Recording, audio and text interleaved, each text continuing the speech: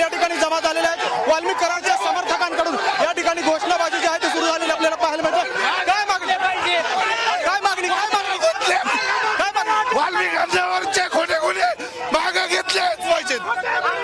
वाल्मिकांना कराडचे खोटे गुन्हे मागे घेतलेच पाहिजेत। आपण आज कोर्टामध्ये आल्यावर काय मागणी आहे? सर खोटे गुन्हे नमस्कार सर, एक समाज बांधव नाही, मी एक खूप गरीब कुटुंबातला माणूस आहे सर। यांनी विनाकारण हे जातीवादी जे आपले लोकनियुक्त आमदार सुरेश अण्णा धस जे आहेत यांनी जाणीवपूर्वक हा वंजारी समाजावर चाललेला अन्याय, एक एकेरी भाषेत बोलणारे हे सुरेश अण्णा धस यांनी हा वंजारी समाजावर चाललेला अन्याय आहे तो कुठेतरी थांबला पाहिजे। याची दखल माननीय मुख्यमंत्री देवेंद्र फडणवीस साहेब यांनी घेतली पाहिजे। विनंती आहे सर्व पत्रकार बांधवांनी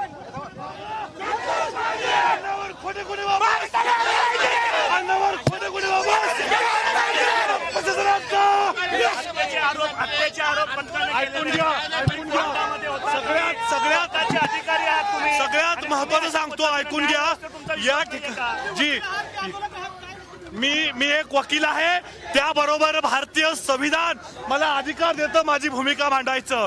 याच्यामध्ये सगळ्यात महत्वाचा विषय की आदरणीय अण्णावरील जे काही खोटे गुन्हे दाखल झाले असतील आणि अशा प्रकारे कोणी स्टंटबाजी करणार असेल ते कदापि आम्ही सहन करणार नाही, खपून घेणार नाही। अहो कोण टक्केवारीवाले, कोणाला किती टक्केवारी भेटली या ठिकाणी मला माहित आहे। आणि या ठिकाणी जी थोडं साईड द्या, एक सेकंड सायलेन्स। कोर्टाचे अधिकारी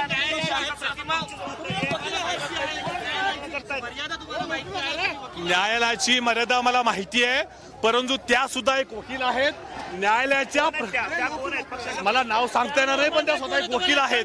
परंतु एखाद्या भूमिकेत मांडत असताना, एखादी बाजू मांडत असताना तुम्ही जर एखाद्याला स्टंटबाजी करणं असाल कदापि सहन होणार नाहीये। या ठिकाणी प्रमुख आमची मागणी आहे की संतोष देशमुखांना न्याय मिळाला